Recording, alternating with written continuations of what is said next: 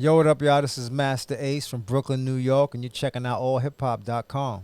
What's going on, world? It's your man Chuck Creekmur, a.k.a. Jigsaw. Yes, All yes. hip-hop's in the building with my man. DJ Thoro, a.k.a. Thorozano, Bridge to the Streets. We're here with a legend, a pioneer of sorts. Yeah. Also, one of the members of the Juice Crew. The Juice Crew. A playwright.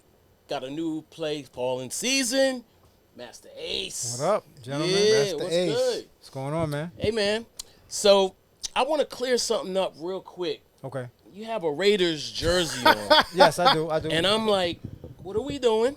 So what Well, do we do? what I have on is a Jerry Rice jersey. Oh, okay. So it's not about the team. You know, I played okay. receiver in Makes high sense. school. He's one of the best receivers. So I bought this on the strength of him as one of the best receivers to ever do it. Had nothing to do with the team, though. Okay. If that's So, the case, I'd have had a Niners jersey on. You know what I mean? for fans Yes. of you, can you clear up who your team is, please? I'm a Philadelphia Eagles fan. This is well documented. I've been a fan since 79, 80 season is when I officially said, that's it, this is my team. Up to that point, I was a Rams fan, Eagles fan, and a Vikings fan. Because those are the teams that gave the Cowboys the most trouble. Ah, I like that. Okay. Those are the teams I rooted for because they would always All right. at least fight back. Like the Giants were terrible in those days. 70s, yeah, Giants okay.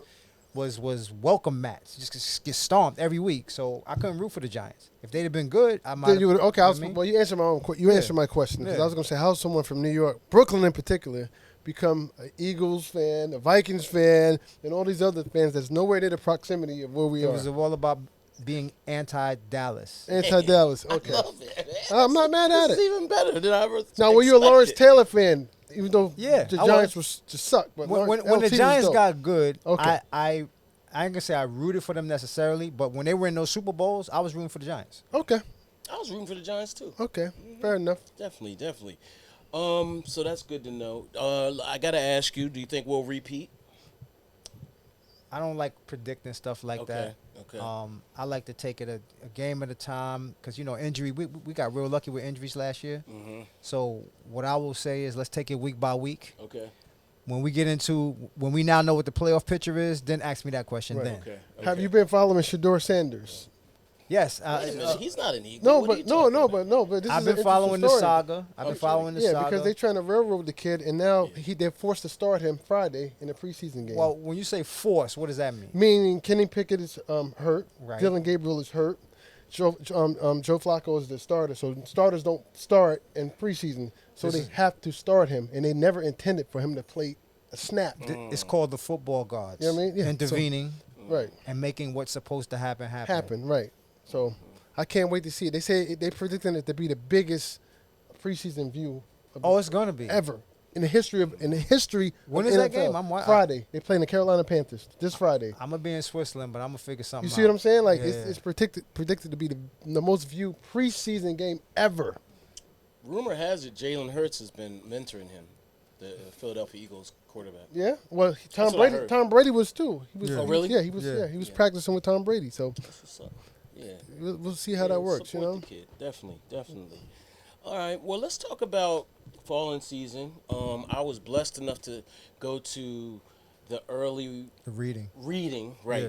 Which to me was like a real. It felt felt like all it. out. Yeah. it felt like it. Yeah. It's kind of a mashup of albums and put into a play form. Can you just tell us about it? Yeah, so it's the influences of the writing of this musical come from 3 albums. My album Disposable Arts, which One of came my out 2001. My album A Long Hot Summer, which came out 2004. And then my album The Falling Season, which came out 2016, 15, 16. And so on those albums, I have skits and characters that that are fans of mine are familiar with. What I've decided to do is pull a few of those characters off the skits and make them part of the characters of the play. The Lisa character, which is the drug dealer's sister, she appears on Disposable Arts, and it was just she had one little couple of lines or whatever, but she was basically telling, you know, me on the album, like, you know, you talking about you going back to school, like you need to get out here with my brother and get this money, stop playing around. So I took that skit and I said I'm gonna do something with that storyline. And then on Long Hot Summer, had a character Fats Belvedere who was like my road manager, but he was a street dude, hustler, and people loved that character. So I said I'm gonna introduce Fats to the mix too. And so I introduced Fats as well in this script. And then the album, The Falling Season, was based on my high school years. So from the time I graduated from junior high going into high school. So I decided that this main character, it was going to be his journey while he was in high school. So the main character, 17, going on 18, about to be a senior. So all of these albums had an influence, but then also, elements of my real life also a part of it too. The grandmother and mother character, the uncle character, these are all aspects of my life. But it's not my life. It's a fictional character that I created, and I just use aspects of my life and my albums to kind of build this world. Yeah. Why a play and not a movie or something like a TV series? So good question. So this was on my laptop as a screenplay. I was writing a screenplay. I hadn't gotten really that far into it. And then my boy, Baby Power Malu, he was my tour DJ for a bunch of years. And so at one point he was working on this one-man show, this theater piece that he invited me to, and I got to see him on stage kind of doing his thing in this one-man show. He's playing like 4 or 5 different characters, changing his voice. I was like blown away, like, yo, that was dope. Like, I didn't even know, I knew he was talented, but I didn't know he could do that. So after watching him do his show, he's like, yo, you ever think of doing something for theater? I'm like, nah, I ain't really, I didn't think about it at all. Like, you should think about it. He's like, yo, come with me to this party. So he invites me to this party, which was the launch party for this new hip-hop theater company called Rhymes Over Beats. And while I'm at this party, there's a bunch of other artists were there. Patrick Blake gets up on stage, and he's like, there's any artists out there, you guys that want to bring a story to the stage, Rhymes Over Beats is looking for stories. We're looking for somebody to put something onto the stage. We want to help support that and give artists a new revenue stream. That was pretty much his pitch. So I looked around the room, and I'm looking at the different artists that are there, and I'm like, ain't none of these guys going to write nothing. Nobody in this room is going to write anything. But I'm a writer at heart. I love to write. So I was like, you know what? Let me just see what's up with it. So I went to my laptop, and I took that screenplay that I had started, and I basically just redesigned it and started writing it as a stage play, and that's how it started. Wow, that's crazy. Now the reading was dope. It was really dope. I was just amazed, you know what I mean? And then you see so many people that like Nims was in the reading. Yeah. And other what's the battle rapper's name? The woman. Duchess. Duchess, yeah. From the Bronx. Duchess, yep. She was really powerful too. And the lead actor as well. Yeah, Jeremiah Packer played the main character, Avis. Yeah, so, and hip hop is underrepresented in this form, and some that have tried, that they haven't necessarily resonated. And Right. I think Hamilton kicked the door down.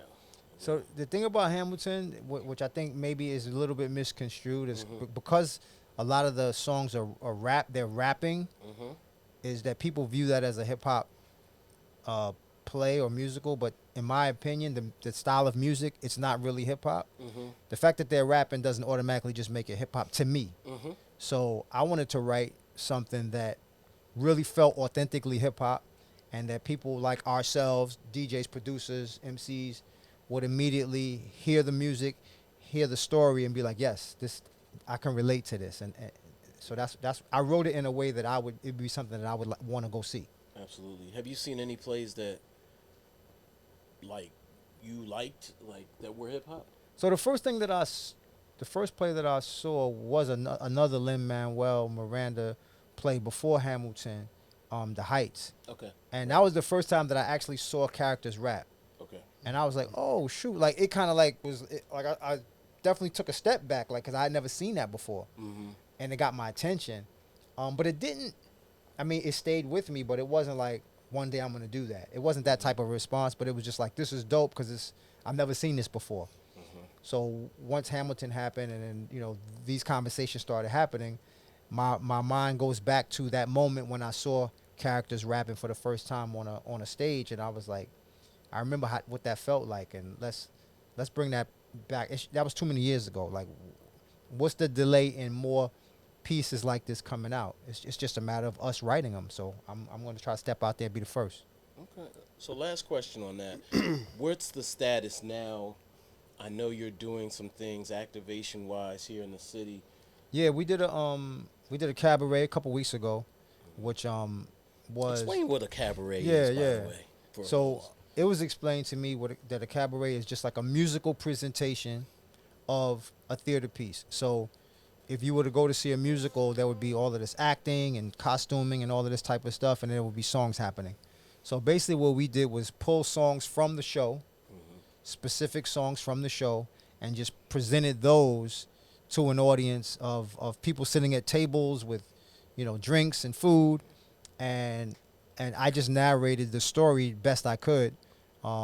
It's a 2-hour show, so to try to condense a 2-hour show into a 1-hour cabaret was a little bit challenging. But I did my best to try to narrate the story, so you got the basic idea of who the characters were, who the players were, and then we performed maybe like 10 of the songs from the show, so people could kind of hear what the music sounds like. Oh, yeah, man! I can't wait for people to see it. The whole play. Yes, the yes. cabaret too, but the whole play is really, it's really worth. Thank you, brother. Yeah, so hopefully all the things happen to make that come through.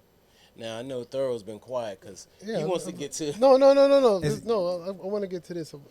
Is it my turn? Yes, please go ahead.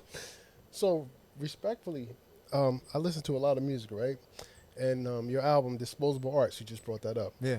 I in my personal opinion, there's 2 records on there that I think deserve a Grammy. Like they're like forget about hip hop. They're like some of the best songs I ever heard in my life. And I'm gonna tell you the 2: Beautiful and On the Grind. Okay, that's on both of those are on Long Hot Summer. Is Long Hot Summer? I thought it was Disposable Arts. Beautiful and yeah, Beautiful and On the Grind. What album is that on? That's those Disposable. I Yeah, mean, Long Hot Summer. Sorry. Okay, I'm sorry. Yeah, Okay, well I got the album wrong. That's all right. Those 2 songs. Yeah. Thank you. And I'm paraphrasing. You said something about I see a black man raising a gun, but I'd rather see a black man raising his son. Like you said, like it's like little lines like that. And then like whenever I'm faced with adversity and I listen to like records for inspiration or encouragement, I listen to On the Grind because that song dictates the struggle of this music business that a lot of people don't understand how difficult it is to maintain a career, especially as an independent artist. Independent artist, you got to wear all the hats. Yeah. Right. You was like, don't get it twisted. You could get a mansion in the Hamptons and get evicted. Yeah, you was saying like a lot of dope shit. Been on the grind since '88 to '89. The game is filed like a plate of swine. Like you was saying. I'd be the manager, role manager, and tour handler, booking agent, choreographer, and tour planner. I mean, right. You know what I mean? And still have to perform when half the crowd is gone. Yeah. Like it's crazy. That's the real. That's real. Like music to me, you know what I mean? So that really resonated with me, because a lot of people don't understand. Like it's take a lot to maintain anything that you're doing longevity wise. So I listen to those songs when sometimes I feel like quitting certain things, and I'll listen to that or whatever. You know what I mean? Dope. So that's dope. You're one of the reasons why I'm still here.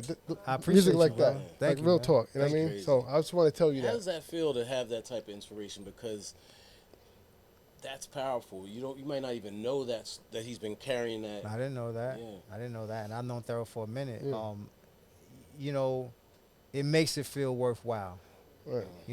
When you're not getting the Grammy or the Soul Train Award, or you're not being seen in those circles and those light and that type of light, it could be discouraging at times. But it's just those moments, brothers like him and fans around the world that I, meet at the merch table, because I always go out and meet the people after my shows that say these words that let me know, what I'm doing is impacting somebody and it's worthwhile. Right. Well, I can tell you that your name is mentioned a lot, and we have various hip hop groups, text threads, et cetera, and I'm a specifically home in on one that was fairly recent. Okay. One of my bros from Delaware State sent me a video of you rapping, and at the caption was like, "Did Eminem steal his flow?" Yeah, that's crazy. And respectfully, it was similar, very similar. Now, salute Eminem. This is not a disrespect thing. It can be. We've heard him sound like other folks in the past as well. And again, no disrespect. But have you ever heard that before? I hear people say that stuff, and I've seen that post, and I don't repost stuff like that because I feel like it is disrespectful, because we, as artists, we all feed off of each other. Right. You know, I could play you stuff early before my first album came out where I sound like Rakim. Yeah. You know, and so we're all trying to kind of find our way, especially early in the early going. You know, but whatever M ended up doing, he did something completely on another plateau than whatever I did. If I was one of the, because he actually names several people that influenced him when he was coming up. It was Redman, it was Kane, it was Onyx, it was G-Rap. It was a long list. I was just one of those names, and so I don't, I don't put too much energy into those kind of comments because they're not productive. But I respect that brother. He respects me. Yeah. He's influenced me in ways he probably doesn't even realize as well. Right. Okay. I'm glad he took that road. Well, how so? Real quick though. Okay. But how so? Just the willingness to kind of say stuff that's a little bit outside of what you would expect a rapper to say. Having that courage to just kind of be a little bit further out there, than like when Nas says I went to hell for snuffing Jesus. Like when we heard that, we were like, oh shit, like whoa. So this is where we go. Okay. So it just opens up minds, and then some of it, the way he kind of put words together, and then the way he made stuff rhyme that you never would have thought to make rhyme. Right. He said I'm dumb enough to go to a store and steal. I'm dumb enough. He said I'm dumb enough to go to a store and steal. I'm dumb enough to ask for a date with Lauryn Hill. Fans said something with ignoring skill, but I stand out like a green hat with an orange bill. Like that kind of shit is like, oh, that's next level. Like okay, and it just energizes you as a writer to go like, let's go there. Let's go there. Got you. My fault. No, I was just saying I'm glad he took the respectful approach when fans or whatever say things, and I think I agree with that. It does seem disrespectful for you. Say you would have reposted that. Yeah. So people think that's how you feel, as opposed to whether you agree with it or not. I just think it's disrespectful, and I said that to say this. So DJ Quick recently, one of his fans, somebody was like, "Yo, DJ Quick is who everybody thinks Dr. Dre is." Yeah. So Quick goes, "Thank God somebody finally had the balls to say that." So you've been holding this in for that long, and that's not a good look. You know what I mean? Quick. I love Quick, but I just don't agree with that. It didn't. He's underrated as well. He's definitely underrated, but and he probably feels like he should get more shine. Well, he said it. He said, "Thank God somebody had the balls to say it." Yeah. Yeah. And I'm thinking, well, why didn't you just say it? Right. If that's how you felt. Well, that's another story. Anywho. I don't know. But anyway, shout out to Quick. I feel, look, I think all hip hop's underrated. You know what I'm saying? Yeah. Thank God somebody had the balls to say it. Nah, I'm standing on that one. Right. Sometimes you have to walk with purpose, and that's a different walk. You know what I mean? When you have other things that that inspire you to keep doing what you do. Yep. And so I always appreciate you because, for one, your catalog is ridiculous. Your consistency is honestly probably top 5. I mean, when you really get down to it. Depends on who's making the list.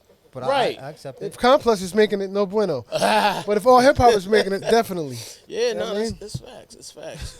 So, those that know. And, right. And that's what it is. And by the way, you're a member of the Juice Crew. Woo. Which is not it's almost hard to fathom being able to be in that collective and compete at all. Yeah, I mean, the bar was set very high. Absolutely. Kane, G-Rap, Biz, Shan, like the bar was set, and you was like, okay, either you're gonna sink or you're gonna swim. This is the environment. What you gonna do? Right. And I knew it was gonna be difficult to stand out among those type of artists, I did the best that I could with what I was given, and then did one album, under that Cold Chillin' label, and then it's time for me to branch out and figure it out myself. And after that, that's what I did. You were the last member to join the Juice Crew? I mean, it depends on Granddaddy IU. I didn't know this at the time, but Biz had him signed before. He was signed before me, but I came out before him. Okay. IU was signed before me, but I came out before. But my album came out before his. Got it. So it depends on how you look at it. Did you sort of force them? I'm trying to piece my thoughts together, but did you force their hand to release your project? Like, Nah, so I didn't force their hand. The music forced their hand, because they hadn't committed to an album for me yet. And they were like, well, because I wasn't signed to Cold Chillin' at that point. When Symphony came out, I wasn't signed to Cold Chillin'. Gotcha. And they weren't sure that they were going to do an album on me. And so they said, well, we have this other imprint called Prism, and we'll let you put out a single, and we'll see how the single does. So I did a song called Together, which at the time I remember telling Marley, like, yo, this is too good for Prism. Like, this needs to be. He's like, listen, if you feel like this is your best rhyme, you need to release it. So he talked me into doing that. And then on the flip side, we did a joint called Letter to the Better, which was just a B-side. Lo and behold, the B-side blows up in the UK like crazy, like anthem type vibes in the UK. And when Cold Chillin' saw the traction that it had overseas, then they were like, all right, we could do an album. But up to that point, they weren't convinced that I was even worthy of doing an album with. Wow. That's crazy. Another, so let me just be frank.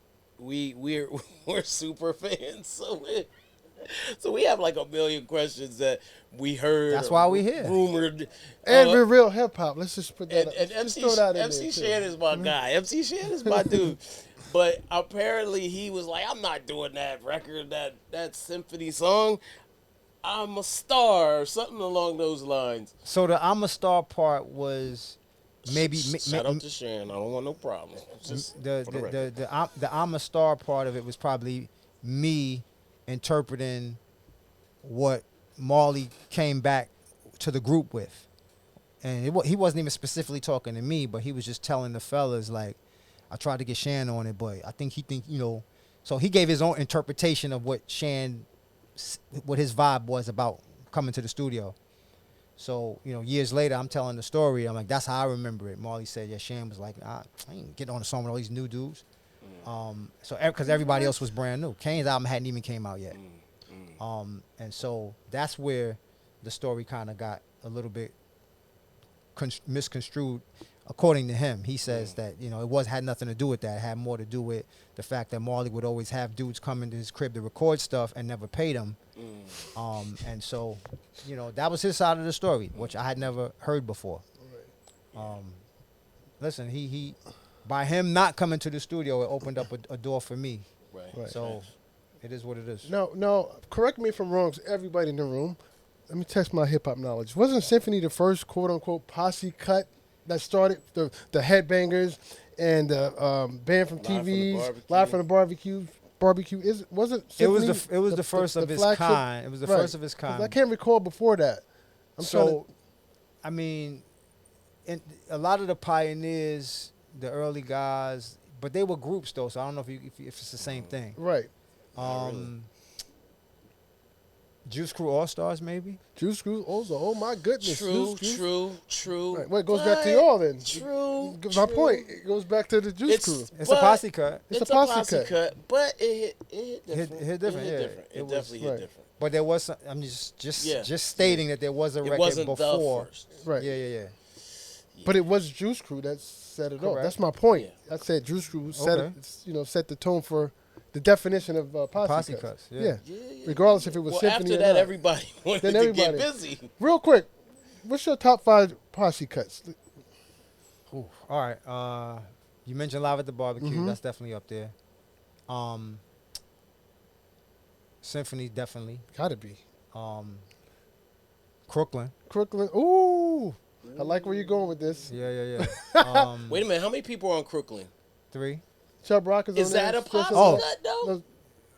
I mean, Yeah, I mean, 3 people is a posse? I two thought it had or to be- more. I And- think 2 I or thought more. it'd be 4 more. long as it's solo mean- artists that don't have any affiliation or group, Right. and they smash them together to do a song, Okay. that's so I'm putting that in there.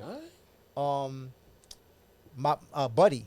Buddy, 100%. Mm-hmm. 100%. People sleep on Buddy, yo. You're right, When 100%. Moni Love came in, I was like, oh. Dancing on the dance floor, yeah. girl, it's Okay. you that I Yeah, know. That's a sneaky one. That's a fact. That's a sneaky one. That is. And then I'll probably say, I'll say Who Shot You. Who shot you? I mean, LL's. LL's LL, who joint, shot yeah. you? Okay. See, I would definitely put Headbanger in there. That's just me. I'll definitely John Blaze in there too. John Blaze. Yeah. I like those records. Yeah. Yeah. Because, well, for me, the Hit Squad Hit Squad, is, the Headbang- is an yeah. offshoot Right. of the Juice Crew. Because, Hmm. you know, they were the next I group. think they was the foundation Crew. of that. Yeah, you know what I mean? you No, created here it Hit is. Squad. Juice Crew was Wu-Tang before. Well- That was the cement pillar for. But for I those think, type of groups, I well, think. hold on. I think it's Juice Crew was Hit Squad before Hit Squad. And then Yeah. Wu-Tang saw Hit Squad. Right, but that's my point. Okay. Juice Crew is the father of Yes. all of Yeah, this. yeah. How close were y'all? Because sometimes I wonder about that. Not as close as people perceive. Dudes were not like hanging out heavy like that or going to each other's houses and stuff like that. I can only speak for my experiences. I don't know what other dudes was doing. You know, it was, we would see each other up at the label. Go up, if you might happen to go up there, you might run into Kane, you might run into Cool V or Biz or Shan. Like that, people would just be up at the label, and usually everybody's up there trying to get a check. Beyond that, and then maybe at certain people's shows, oh, such and such got a show, I'm gonna go up there. Other than that, like dudes wasn't hanging out like that. I think Kane and Biz was tight, like they hung out. Yeah. They definitely hung out. Facts. And me and Craig hung out. Craig Yeah. G. Heavy, early, very, you know, because he's the first Juice Crew member that I met. Okay. And from the time that we met, like we got cool. And this was like before I even met Marley yet. Like so, we got cool. So I hung out with Craig, but it wasn't like a collectively everybody was hanging out. Not that I saw. Yeah. But you were one and done. I guess I didn't fully realize that it was only one album. One album. And then you went fully independent from there? Well, I went to Delicious Vinyl next. Okay. I signed a label out in L.A. I did 2 albums under Delicious Vinyl, and then after that I was independent. Got you. You know, from your perspective, how, you know, do you appreciate that path, or did you pursue majors? So I mean, when I was on Cold Chillin', they were distributed by Warner, so it was kind of like being on a major because we have major distribution. But once I learned what it entailed to be part of a major, the rules and regulations and the stuff that you had to adhere to in order to get your record out, I was like, this is not for me, you know, because it was Warner, Benny Medina specifically, who forced me and Biz to be my first single, which I wanted Music Man to be my first single. Music Man. And Benny Medina basically got on the phone and said, you know, on the speaker phone, if me and the Biz ain't the first single, don't expect the second single.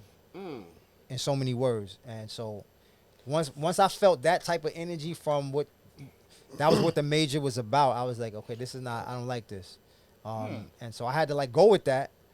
As a brand new artist with no album, I had to kind of go with the flow. Right. But my hand was forced, but it made me understand what being on the major was all about. That's why when I left Cold Chillin' and went to Delicious, even though they had major distribution as well, they were more of a boutique label.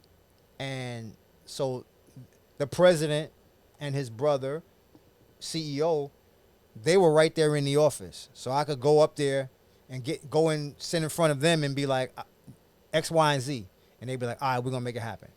And there was nobody else that they had to check with or be cool answer to. So that was a more comfortable vibe for me, so I was much more happy at Delicious than I was at Coachella.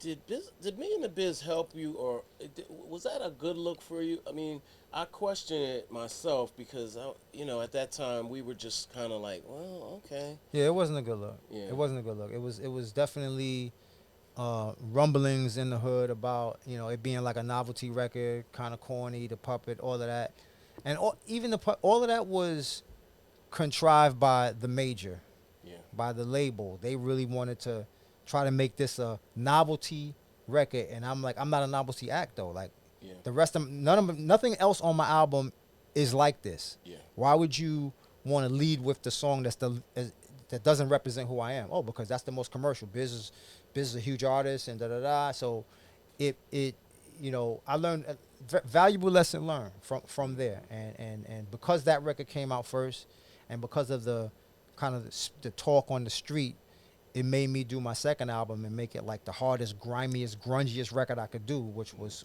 Slaughterhouse. Slaughterhouse would have never sounded how it sounded if not for Me and the Biz. And by the way, I love that era.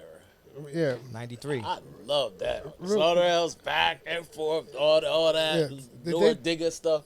Great, Lord Digger's. I love Lord Digger's, my guy. Did they purposely make you use the puppet instead of actually having Biz in the video? Like, clear that up. Why wasn't Biz actually in the video? Because he's not on the song. He's not on the song. Okay. It was my impersonation of Biz on the song, so it didn't make sense for him to be in the video. Okay. And many people, I'm thinking yourself might be one of them, still think Biz is on the song. Well, when he goes get it wild like a zoo, I want to. That's no, I know that, but why? But again, why didn't he just do that? It wouldn't have made. I mean, I think he didn't want anything to do with it anyway. He didn't want anything to do with it. Yeah, okay. because I think he might have felt slighted that. Because I asked him to be on the song. That was the original plan. Oh, so you did? Yeah. Okay. He was supposed to be on the song. And, Right. Cool V was the kind of the go-between. He was communicating with me and then communicating with Biz. Biz like, I'll do the song. I'm with it. But the tape, we got to record at my crib. So tell Marley to send the tape and we'll record it at my crib. And when I told Marley, he's like, hell no. Because they had their own little issue at the time. Like, I got caught up in their little issue. So Marley, it was his choice to just leave the song with me impersonating Biz. I only did that so that Biz could learn his rhyme. Right. So he would know, okay, Ace rhymes here, now I rhyme. So he would learn the rhyme that way. Because Kane explained that's how he would do it. He would say his rhyme in his voice and then give it to Biz and he would learn it. So I was trying to follow the rules. And when this little conflict happened between Marley and Biz, I got caught up in it. And the song, Marley's like, we're going to leave it just how it is. And I'm like, what? But like I said, as a new artist, I'm not trying to make no waves. I'm like, okay, you're Marley Marl, so I'm going to listen to what, you know best. Yeah. Right. Another lesson learned. Yeah. I mean, not for nothing, I love the record. It's a fun record. It was a fun record. I personally like the record because I'm not listening with knowing the turmoil behind it. Yeah. So I'm just a fan. I loved it. You know what I mean? Yeah. It was like your little sister's. Like it was like a little sister favorite record type record. And I did a lot of weird shows, like because of that record. I did a bat mitzvah in front of a whole family of Jewish people celebrating this. I think it was a bar mitzvah for a boy, right? Yeah, bat is for girls. For a girl. So it was a little girl. She was turning 16 or whatever it was. And that was when I started to understand what that whole novelty, thing was. Like, they had us in a coat closet. Like, that was the backstage. Sit with the coats. Right. And the purses and stuff. And, when we're ready, we'll shuffle you out and you perform for this little girl and her family. And it was the most money I had got for a show at that point. Right. But at the same time, I was like, this feels whack. Like, I don't like this. It felt degrading a little bit? A little bit. Yeah, I get you. A little bit. I mean, and the mom kept coming back, checking her purse. Like, she wasn't saying it, but she was just like, go, and then go back out. Wow. Like, so all of that was like part of that experience. Yeah, that's definitely degrading. That's like that. I don't like that. Yeah. Should have made a record about that. Man, Wow. Okay. That's whack. I don't like that. Yeah. Yeah. That's bad. Yeah, I'm not feeling that. Marley, what's your relationship with Marley? Okay, let me say something. okay. When y'all talk off like there's a lot. My wig, if I had a wig, it would blow off. It'd be what do we say? It's a lot, boy. Whew. I don't know what you're saying. I don't know. Well, what you're saying. let me just say that. You haven't said anything When yet. like Big said, you think everybody's friends and we love and all this, and then you look and then you hear and then it's like, oh my, well, they say I really produced that, or my publishing, or So me and Marley texted like literally 3 days ago. Okay. So me and Marley are cool. We always been cool. It was never an issue with anything with Marley. I'm the first co-chilling artist that he gave co-production to. Okay. If you look at the credits, co-produced by me. And that was because I asked for it. Okay.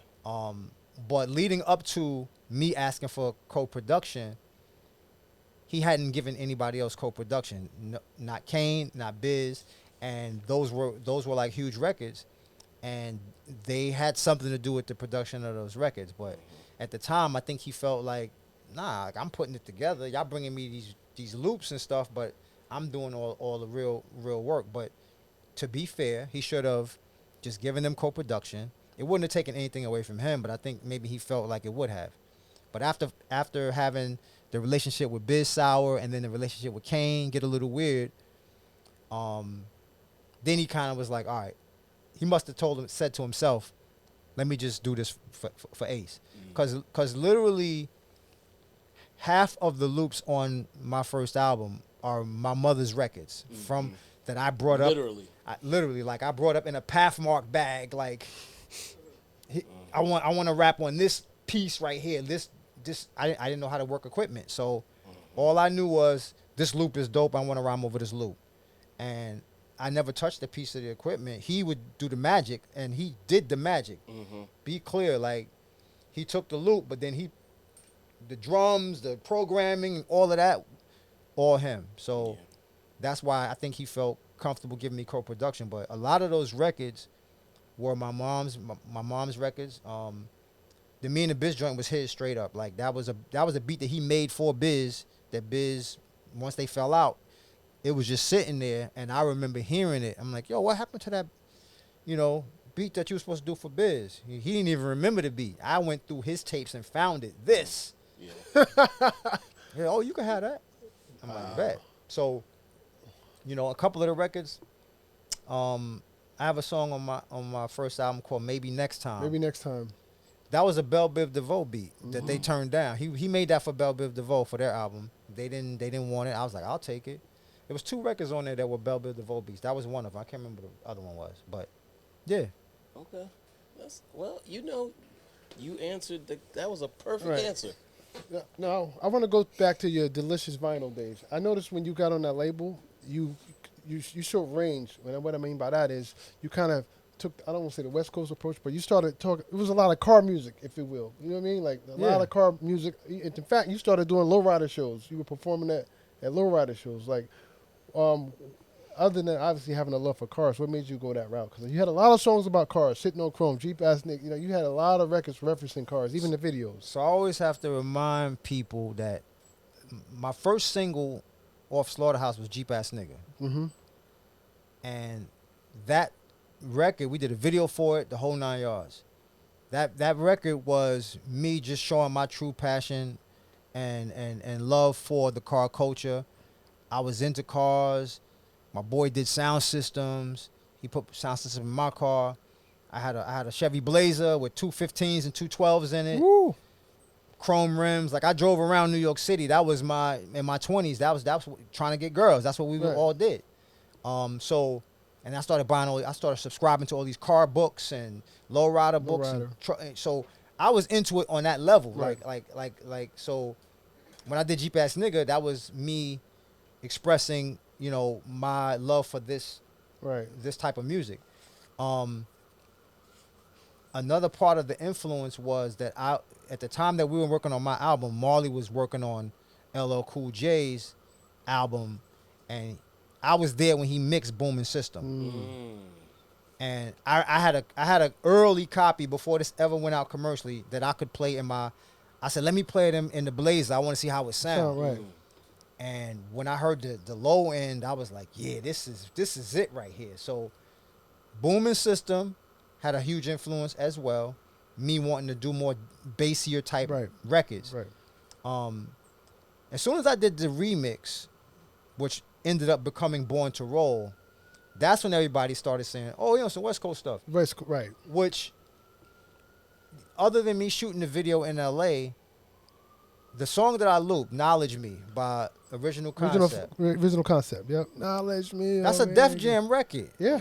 It's not from Cali. Yeah. Right. So I just remember that record. When I heard that record being played on BLS and stuff, I was like, Dad, they only talk over this beat. Right. Why ain't nobody rhyme on this? So I found that on a 99-cent bin in Virginia. I pulled it up and I was like, I remember this. I'm taking this home. I took it home and turned it into the Born to Roll remix. Right. I mean, Jeep Ass Nigga remix, and I renamed it Born to Roll. I submitted that remix to Delicious Vinyl because at that point we were off Jeep Ass Nigga. We were on to Slaughterhouse, the next single. And when I submitted it, they were like, "Why we're not doing no remix. Jeep is over. We're moving on. We're moving on." I had to fight in the meeting for them to put that just on the last cut of the B-side. But like I said, it goes back to that relationship and the access to be able to have a voice in that meeting and be like, nah, y'all got to put this on there. So after a lot of arguing, they were like, fine, we'll put it as the last cut on the B-side, Born to Roll. And that record is the record that set everything off. It took off. That set everything off because all of a sudden, the Bay Area now, KMEL, they was on it. Like, so Delicious is trying to service Slaughterhouse. Play Masta Ace, Slaughterhouse. They're like, okay, yeah, but what's this? Right. We're playing this. Yeah. And they're like, no, you got to play the A side. They're like, no, we're playing this. Right. The people spoke. And it took off. Like San Diego. Then it popped off in San Diego. Then it popped off in LA. Then it popped off in Houston. Right. Then it popped off on the Midwest. All of a sudden, we got to shoot a video. Like, they panicking now. Like, we got something and we ain't even got a video for it. Right. So now we got to shoot basically a low budget guerrilla style video at the LA Super Show because I was out there already. Mm-hmm. Got a camera crew. Just walked around the car show. Yeah, I saw it. It was crazy. And we weren't even supposed to be shooting a video. I had a earpiece, a Walkman or something. I was hiding. We couldn't even play the music out. Like, so I'm rhyming to the song, but it's an earpiece. Right. We couldn't because they would have kicked us out the car show if they knew we was actually filming a video. Okay. And so all of that took off because of just idea of a remix. Knowledge Me, Def Jam record. I just knew that beat would resonate in other markets. Maybe not in New York, but I knew it would resonate in other markets. And so it took off. I think that was Original Concept. Original Concept, yeah. Okay. Yeah. The car culture ate that up because that was car music. Like, Yeah. music to ride to, like, or whatever. Now, did Fat Joe, is it true that Fat Joe got mad about Jeep Ass Nigga for the Rico Chico swap? Yeah. Well, I don't know if he got mad, but he asked me about it. Okay. Outside of I think it was a Wu-Tang party, and then this was like early '90s. He asked me about it, and at the point that he asked me about it, I had already been asked about it like about 2 or 3 other times. Yeah. Rosie Perez asked me about it. Nobody. It wasn't like, yo, what the fuck? It was more like, yo, what you meant by that? Yeah. And I would explain myself, and then there was a group in Philly. I want to say they were called. It wasn't Young Black Teenagers. I can't remember the name of this group out of Philly. Tough Crew? Nah. Okay. Nah. It was a Hispanic group. Okay. It might have been Young Black Teenagers. But they're not Hispanic, though. They're not? They were straight white. Yeah. Okay, then it wasn't them. And they're from it New wasn't York. them. It wasn't them. But there was another group in Philly that approached me about it, asked me about it, and I had to explain it again. So I was like, oh, this is like starting to... Mind you, it wasn't even about Jeep Ass Nigga, because Jeep Ass Nigga had came out, video dropped, had did a year of being on the air. Nobody ever mentioned anything. As soon as Born to Roll came out, and it started getting traction and airplay and attention, then that's when all the backlash from certain people started happening. He was just one of the people that asked me about it. And at that point, I'd been asked like 3 or 4 times, and I was like, yo, I'm kind of sick of this. Like, people asking me about this, yo. Yeah. And I don't think he liked the way I responded to him. He didn't say nothing, but he went in the magazine and said some disrespectful stuff, and that led to a whole nother thing. But water under the bridge now. Water under the bridge. Sensitivity before Ralph. Now. Before Ralph came out with Sensitivity, right? Right, before Ralph. Before Ralph. Do you think so you're one of the most creative rap artists too. You have a mature side. Do you ever feel, it's kind of like Big rapping Machine Gun Funk, and then he does Juicy or whatever sample based, and then that takes off. Do you ever feel like you've been over people's heads, like, or too mature or too advanced? I always felt like I didn't really pop because I was too proper. I didn't sound enough like I was from the street. My messages were too clean and clear and obvious, and maybe too positive. Sometimes I'd be like, man, I probably was too positive. Like maybe my people, maybe they only want to hear negative stuff. Like there's a million different reasons that run through my head about why this or why that. But all I could do is create music for the people that love what I do, and let the chips fall where they may. Real quick, you said there may be a million reasons why you didn't pop. That's subjective to me. What's your definition of popping? Because to me, you were popping. You're right. So when Born to Roll hit, and then INC Rod right after that, that was the height of my commercial success. Okay. INC Rod got more airplay than Born to Roll did, mainly because they, Delicious Vinyl was like, we got something, and they, whatever the mechanism of getting radio play is, there's checks that get cut. Right. Whatever that is, we were getting ridiculous amount of airplay to the point where I'll be in LA, hear my song, change the station to the other station. They playing it too. I'm like, come on, like I was tired of hearing my record. You was mad about that? It was just like over. I'm tired of hearing myself. You was tired of yourself. It was because to me those records were like contrived records. Like it was me giving the label what they were asking for. Right. We want a car culture record. Give us some car culture records. Born to Roll blew up. What else can you give us? All right, so I'm gonna give you. I got INC Rod. I got Sitting on Chrome. Y'all go do what y'all do. Go make me a go artist. Like go. And so, not that I didn't like those records, because I perform those records to this day, but it took for me to do a contrived, thought out record. Not something from the heart, but something just from my mind, to make a commercial success. When I think about it, you've always spoke on whips, because even in your song Post and High Post, and on Take a Look Around, when you say that's Merlin, he drives a Sterling, it's kind of swift or whatever. That record made me want to get a Sterling. I didn't even know what the hell a Sterling was at that point, but I'm like, whatever he's talking about. My dancer had a Sterling. Right. That's why I knew about it. And then you got a song on Take a Look Around too, which is dope to me. It's called As I Reminisce.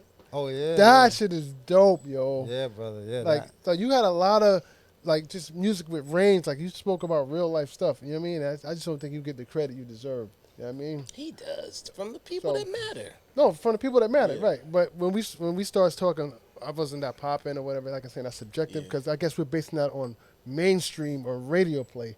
But to me, you've always been popping. It always comes down to timing. Right. Right time, right place, right label, and the label is in the right place. Like, had I been a Def Jam artist, I'd have plaques. I'd have a million plaques. Let me share something with you, and you've been around longer than I have. But to think about this, you're still doing you're still doing music for a living. How many people started when you started That's done. Finito. Yeah, you're right. So Everybody. success is subjective. It is. If you're making a living doing anything, you are a success. Absolutely. Thanks. A lot of people lose sight of that. I want to ask you this. I gotta admit that Slaughterhouse was kind of my favorite version of you. Here I comes don't the know if it was the craziest posse niggas on around, earth. the crew, Right. as well. In addition to Masta Ace, but it just felt wild and crazy, just like we were just younger, much younger, and much wilder too. Yeah. Right. But what happened to that situation? So the reason that record had that effect on you is because how old were you when it came out? That's the reason. Young, yeah. The age that you were. Right. Are you saying because it was the impressionable age, or is it because... No, but typically when we're around, music that came out when we were about 13 to about 19, 20, Yeah. those are the records that stayed with us. Right. They impacted us. We were still coming into our own and figuring stuff out and maybe having sex for the first time. And there's a lot of stuff happening in our lives at 13 to 19 Remember. that it stays with you forever. Because once you get into your 20s, you just start reminiscing on when you was that age and everything was so great and so simple and I didn't have bills and all of He that. made a song about that. He just said, as I reminisce, he literally made a song about what you're saying right now. But it was a place in time. It was like my Slaughterhouse and Sitting on Chrome, those two albums. When I look back on my entire career, I'm like, man, that was only 5 years of my entire, like that was like a small piece of my career. So I was still learning and pioneering and figuring stuff out and learning how to produce myself. Right. And you know, I learned what I learned from Marley, and I literally one album, and then I was off and running and figuring it out as I went. And Slaughterhouse was that first experiment of a bunch of dudes in the studio with beats and records, and like we were literally in the studio like, what you got? I got this beat right here. Oh, that's dope. But I need some horns. Anybody got horns? Right. I got some horns. So that was literally how that record was made. That's why it sounds like that. Yeah. We were young and we were just figuring it out, man. Yeah. Speaking of figuring out Ace, the record, here comes the craziest niggas on earth, cutting throats ever since birth. Yeah. MC Ignorant, like that whole, who came up with that? Because that beat, that more bounce, that shit was knocking. So shout out to my guy Unique That shit who was produced crazy. it. That was his loop, Right. his 2-bar loop. He was known for the 2-bar loops. Just Blaze. That shit was Just Blaze talk. No, he talks to me about Okay. when he was early in his beat making stages. Like that was the album. He specifically points to those productions that Unique did, the 2-bar loops. The 2-bar loops. He was like, how did he do that? And so he was like paying attention to that, what was going on with that. But to answer your question, MC Nigger and Ignorant MC was Ignorant. that was probably the first couple of the first characters that I introduced on a That's on the my album. favorite record on the album, yo. And like I wrote the rhymes for them and everything. Like they were nice enough to just say those raps. So early on, I was writing rhymes for other characters, like what I'm doing on. Y'all should have did a video for that record, man. We did do a video for that. You did? I never saw it. You gotta go see That's that. crazy. You gotta look at that up. That's We just actually- like with Howie T. We shot it in the Wow, I didn't know y'all made a video in for the that. meatpacking district in an Wow. actual slaughterhouse. They're rhyming with Hold on, did I see that? with the meat. Oh, with maybe the I did see that. sides I of did beef see hanging that. down. I'm sorry, I did see I it. do Okay, remember I that. did see it. do Okay, remember that. Yeah. I did see remember it. that. Oh, the good old days. Oh, the good old days. I don't want to go down memory lane forever, but I gotta say those were some good days. They were. Period. Yeah.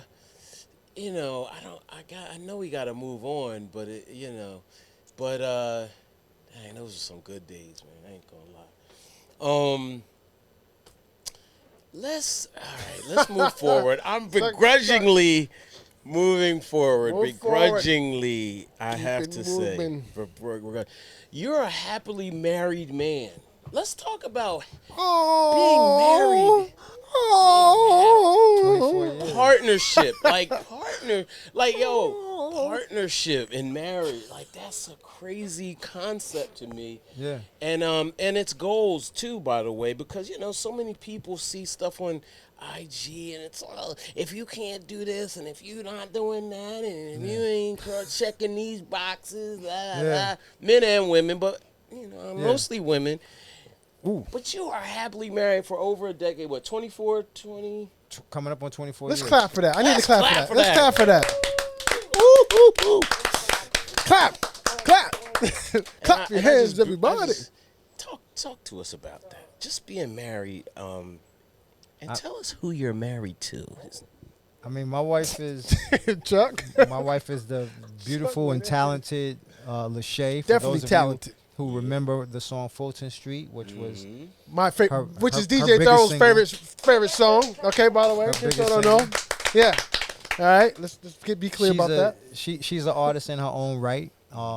And we were friends before we became a couple, and the friendship is where it started. It started from 3-hour phone conversations for no reason, just talking about just everything under the sun. That was where the foundation was built, and then fell in love, and we have a 20-year-old daughter, and she's getting back into the music scene now and creating music, and now we have the freedom to just go into the basement and experiment with music and singing and all of that type of stuff. So she's kind of finding her way back into it, but it's a journey, man. A lot of people out there don't want to do the full commitment of what it takes to be married for a long period of time. As soon as something get uncomfortable, or as soon as something is not quite in alignment with what you think it should be, it's like, I'm out of here. And you have to have that stick-to-itiveness and be able to figure out ways to work through whatever little issues or situations that there are. And ultimately, you got to look at what the big picture is. It's like, is this little issue that we're having a big enough issue for me to start over and fresh and go to somebody else and go through because every single person you meet is going to be some type of issue. It's going to be some issue. It's going to be something. Love that perspective. People don't really understand that. People don't know. But can I say something? Yes. I got to cut in. Can I get, this is for me, I don't care about nobody else. Can I get a Lachey Masta Ace album? Ooh. Just for me. I don't care about nobody else. All right? You're not the first person that suggested that. Can we get that? Can I get that? I don't care what y'all want. Can I get that? Before we can even have that conversation, she's got to drop her new music first. Okay. That's got to come first. I'm rooting. She's got her new music. We're creating music for her. Once that's out and we get the feedback and the audience, then we'll see if people still have that same energy. Okay. Right. And I mean, nothing's impossible. Right. Nothing's impossible. Yeah, Lachey doesn't get the credit she deserves either, because on her album, she was singing over the One Love samples and all, like the hip hop. Yeah. Like she was killing it. She's doing more. And I thought that album went under the radar, man. So y'all need to pick up her album, man. Shout out to Right? Lachey. Another same place. For real. It's about timing, and Right? she. I'm not just saying that because she's gonna give me another Averex. Once again, Warner was at the helm for that one. Right. The album was dope. They didn't know what to do. The album was dope. They didn't know what to do with it. I knew what to do. I jumped in my Land Cruiser. I put on the Averex. Full this street. Yeah. That's what I did. Yes, You know what I mean? yes. That's what it was. Now you guys are in a competition. Talk about that real quick. America's Favorite Couple competition. My wife, I don't know how she found this thing. She found it. She stumbled on it. She's like, you got to vote every day. So I thought it was just a one-time vote thing. So we sent it out and posted it, and people voted for us. Then she's like, no, you got to vote every day for like X amount of weeks. I'm like, okay. So we're posting it and asking people to vote for us. We're just trying to, be visible as America's Favorite Couple. We're competing with a bunch of other people. We're in third place right now. And okay. if people that are watching this and see this in time and can vote, I'm not sure when the contest ends, but it ends. It may have ended when you see this. But Oh my! So would y'all consider doing like other like a reality show, like not like Love and Hip Hop, but like Survivor, or like what's the other one? Fear Factor? There's another one. There's another one where couples get on there. I forget the name of it off top. But would you consider something like that? it's funny that you mention that, because my wife had this idea of doing a reality show that her and I host for young couples that have been married 5 years or less that are having issues. Okay. And so I put together a deck and the whole 9 yards. Like we have a show, like we're ready to pitch to people about about that. It's called It Takes Two. Okay. And I like that. She would be meeting with the ladies. I'll be meeting with the guys, but they'll all be staying in the same house. Okay. And we'll be mentoring these young couples and how to get to the point where they can be married for 24 years as well. Okay. And at the end of the process, and they're gonna date people during all of this too. So at the end of the process, they'll have to either decide to stay together and work through it, or they want to move on to something else. But the idea is there. All we need is the right backing. We ready to go. You should have old couples too, because some of them need it. I mean, it really does not it's not so much about the age. It's about how long you've been married. How long So you been married. 5 years or less is kind of because around year 3, 4 is when stuff start getting rocky and people be ready to be out. Yeah. Yeah. Okay. What are your thoughts? You mentioned some of the skits. What are your some of the stuff you had in skits is common now. What are your thoughts about hip hop now, or rap? I don't want to. I mean, there's good albums. Hip hop is the same as it's always been. People talk about the golden era. During the golden era, there was also MC Hammer and Vanilla Ice was out. Like, there's always been music that we didn't care for, that we didn't like, artists that we didn't think were true definitions of what it was. But that wasn't the deciding factor on whether or not hip hop was alive and well. Mm-hmm. So, as much as we would poke fun at MC Hammer or Vanilla Ice or different artists that were pop artists, it's no different today. There's good and there's trash. Like it's up to us as fans to mine through the BS and find the good stuff. Yeah. I feel like that's my job, to mine through it and find the good stuff. Okay. For the record, I like it. I liked MC Hammer, and I used to. Really, you actually played? You would hold on. Let's get it started. You would play this music. You would put it on your headphones and on your. It wasn't on your headphones Walkman. back then. It was videos and in the basement learning dance moves. So, clubs you went to. I was not in the clubs then. So how did you, other than watching his video, how would you play an MC Hammer record? Well. Here's the thing. Everything wasn't album based. Everything wasn't album based then. So some things were, you saw it on TV. Yeah. And that's how you saw it. And maybe the album maybe you couldn't afford it. Whatever the case may be. So, You're digging a deep hole. We're not trying to pick on Hammer. No. But I like. Did you ever physically go into a store? Because in those days it was stores, and put money down and be like, "I want that album." Later down the line. You bought Hammer? Well. See, you trying. I'm just want to know. Okay. Eventually, no. So the answer is no. Okay. But I used to DJ, so I would get albums for free. And when you DJ, did you ever play his records? I'm just getting to the core. I play Pumps in the Bump. There you go. All right. Yeah. All right. That part. Okay. I like that song. I don't mind that song. I didn't like the video. Right. You could dance to girls. You could dance with girls to that. I like the song. I'll admit, when Hammer first came out, I didn't like him because he came out dissing my idols like Run DMC. Yeah, which was crazy, right? Which was crazy. But he literally admitted it was gimmicky. He had to say something to get people's attention. This was viral before Everybody viral. was dissing. He had to say something to go viral. He dissed Run DMC. Right. You don't come out dissing Run DMC. But didn't they diss? But I'm just saying, like, when he first came out. Well, anyway, who cares? But this is why he got so much flack in the hip hop community, because you came out dissing the pioneers. Now, my appreciation for Hammer is different now, because now I realize he wasn't so bad compared to what is out now. Yeah, that's a fact. You know what I mean? Well, to me, he wasn't so bad then. And he pioneered everything he did. Everything he did now is celebrated. He had Sprite commercials. He had endorsements. He was a commercial success. That's push now. You know what I mean? Yeah. That's the goal now. He got crucified for it. He hates You know what I hip hop mean? so much now, he wouldn't even do anything with Hip Hop Right. 50. I mean, he was mad at the I don't culture. think he got invited. No, to he be honest. got invited. Oh, he did? got invited. He got Right. invited to Yankee So- Stadium and was like, Right. no. But did I listen to him when I was a kid? No. Yeah. But Well- I appreciate him now.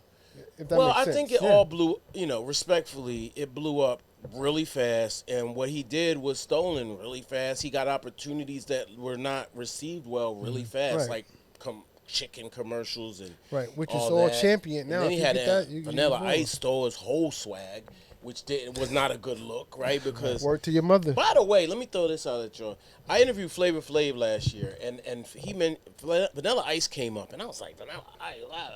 The crowd booed me. Booed me. They booed me. Where were you at?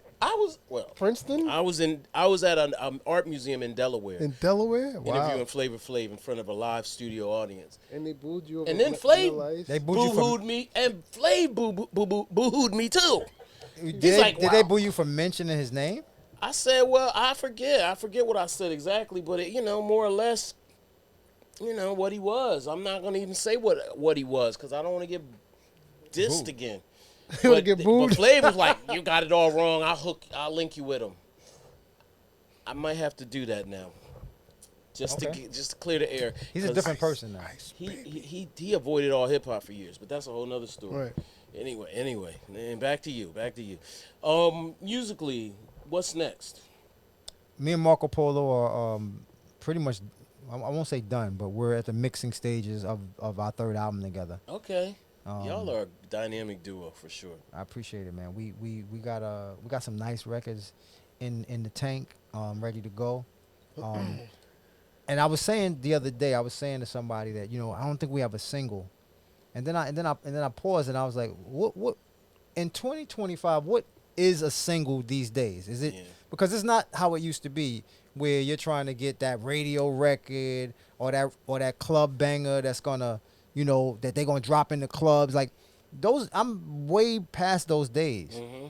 So it don't even need to be about that. It just needs to be about that record that you think is fire, that your core fans is gonna be like, oh, we love this. Mm-hmm. So we're gonna probably drop something, definitely before the summer's over, or before the winter. We're gonna drop something, Right. and the album is ready. We'll be ready hopefully by the end of the year.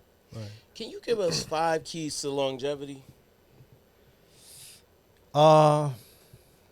Great question, You man. got to continue to be a fan. Mm. You got to continue to be a fan of the music, meaning you can't live in a box. You got to be willing to go out and listen to all the new artists, whether you think you're going to like it or not. Just put it on, see what's being said, hear what the beats sound like, because something is going to seep into you. Either it's going to seep in, I need to do stuff that has a little bit more of this vibe, or it's going to seep in and you're going to say, yeah, I don't like that. I'm not going to do anything that sounds like that. But you got to continue to be a fan. And when you find good music, you got to play it and you got to listen to it, and you got to continue to feed your soul with whatever's out there. All these new artists, a lot of talented dudes out there. Right. The other key is continuing to be creative. You got to continue to write rhymes, songs, whatever it is. I don't even, I still write songs, obviously, but I'm not like I was in my 20s, where I will write rhymes just on the possibility that I might run into somebody who want to go verse for verse. Mm-hmm. That was me all day. 10, 12 rhymes in my head, ready to go in any situation. I don't write those rhymes anymore. Okay. I write for a purpose. Okay, this is an album. This is the song. I'm going to write this rhyme for this song. Right. So a lot of times when I go on like certain stations and stuff, they be like, yo, you gonna spit something? I'm like, what I'm gonna spit? I don't know. Spit something off the album? Like, Right. so I don't walk around that way anymore. But you have to continue to write. You have to continue to be creative. That's 2. 3 is you have to continue to tour. And you can't be on some, I ain't doing no show for $1,000. You gotta be willing to go out there, hit the road, and really grind it out. Do little bars, little small spots, just to get that experience in front of people, in front of fans, so that they can see that it's not always about that end result of just how much money I'm gonna get for my work on the stage. It's more about entertaining these people that are in front of me. So the next time I drop something, they're gonna be like, I remember that show he did. That show was tight. Yeah. He gave his all, and they go out and buy your music. That's three right there. I think, for me anyway, finding that one producer formula, like my first time I did a one producer album was the Fallen Season with Kick Beats. That was my first time doing it, and after I found that, I was like, oh, I kind of like this. This is way less management of, because all of my other albums were collectives where it was 7-8 producers. I gotta communicate with 7-8 different people. Yo, I don't like that snare. Can you fix that? Yo, this is ready to be mixed. Yo, the hook don't sound right. Like, so having a one producer formula has been really successful for me and a lot less stressful. So I think that's another key to longevity. Me and Marco on our third record, because it's super easy now. Like, and I don't got to worry about all of the rest of it. I used to have to be in every mixing session, every mastering session. Like, for my entire career, I was there every step of the way.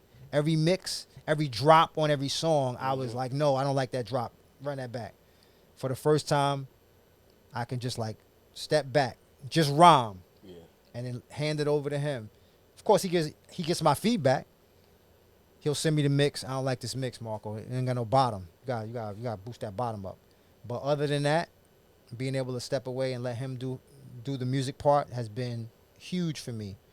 And the final thing for longevity is health and wealth.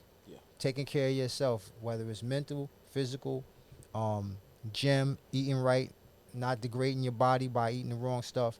All of that is going to attribute itself to you having longevity. How is your health? You had revealed MS diagnosis at one point. Yeah, my health is great. I'm in the gym 2 to 3 times a week. I try to go 3 to 4, but it's just never time to do 4. But I'm in that gym. I'm weight training. I'm doing calisthenic exercises. I get my heart rate up. I do body weight exercises as well. I just try to stay active. And then, my diet, no dairy, no meat. Just started eating fish again recently. But no dairy, no meat. And my health is good, man. I'm blessed. Thank God. Yeah, thank God. Thank God. All right. Before you get out of here, man, can you speak briefly on your relationship with Mr. C? Oh man, my brother. I noticed you guys were a lot closer than people. Wow. Yeah. Even like myself realized. Wow. Even you and Lachey. Yeah. I'm going through that curveball. Yeah. Oh my God. I did not know that was. I just he's getting a street named after him this coming weekend, which I'm sadly going to be in Switzerland and miss it. I'll be getting back the day that they're doing it, but my wife will be there and my daughter will be there. He's a member of our family. Okay. He's the godfather to our daughter. He made it his business to be at our house at least once a month, but sometimes a couple times a month for dinner. Sit at our dining room table, work on his show for his radio show. He would have the laptop up, the loudest laptop I ever heard in my life. I'm like, how is your laptop that loud? Like, I can't even get my laptop to be that loud. But he would work on his show after eating my wife's incredible cooking.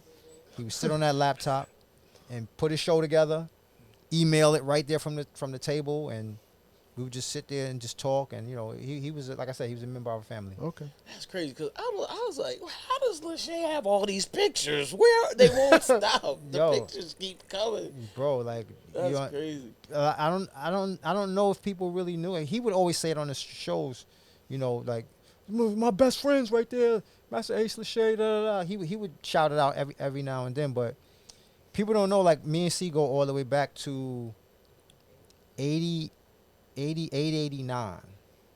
Right around there, we met, and he was the first he was the guy in the Juice Crew who embraced me first. Other than me being cool with Craig, embraced me as in to say, yo, Kane is performing in Providence. You want to drive up and we'll come on stage with us. And I jump in my car and drive up to Providence, and he brings me on stage to do Symphony. Like, that was, it was always open arms like that with them. And we were the only cats from Brooklyn that was on Coachella. Everybody else was from Queens. So it was like, we got to stick together. And then he produced, I assume you guys know, he produced songs on my first album. He produced Postin' High. You mentioned Postin' High. Yeah, Postin' High. That's one of the My joints favorite that he produced. And so, you know, and I got to. That was another big record for me in London. That was the second record after Letter to the Better. I got to was the second record that broke in London, and C produced that record. So, we go back. We go back a long, long way. He was my tour. I brought him on the road with me when I did my promo tour in '95. I did the Cinema Chrome promo tour, and I brought him as my road manager because he hadn't got the job with the station, I don't think, yet. He was just like doing mixes, but he didn't have like that official like job at the station yet. Might have been '94. Brought him on the road with us, and he was my road manager. He knew what a road manager's supposed to do because he was on the road with Kane. And he definitely would get frustrated at times with our crew of knuckleheads. Right. You know, I remember him specifically one time saying, you know, if you're not going to listen, send me home. Send me home. If you're not going to listen, send me home. You know, because be like, yo, we got to be in the lobby at 10. Everybody in the lobby at 10. 10:15, 10:30, wow, 10:40. You're not going to listen, send me home. So so many memories, so many pictures. Yeah. We got tons of videos, you know, from just the house, just personal videos that we watch ourselves, of our times with our brother. Okay. And Rest in peace. we acknowledge him on stage at every show too. Yeah. Right. Good Dope, brother, dope. man. Real good brother. Yeah, I had the pleasure of interviewing him once, and briefly, but he was very cool. Right. Always good dude. And then sometimes it would just be like, oh, there's C. I don't want to bother him. You know what I mean? But I got a couple pictures of him, not with him. But yeah, salute you, brother. I appreciate you, man. Like, yes. you know, whenever you're ready, we'll do the Marco Polo interview, or you know, if you need a favor or whatever. I'll bring him up. Yeah, man. We respect you, love you, brother, for sure. Appreciate y'all, man. Yep. All right. One All right. time. There it is. Yeah. And I still need my Lachey Masta Ace album. Yeah.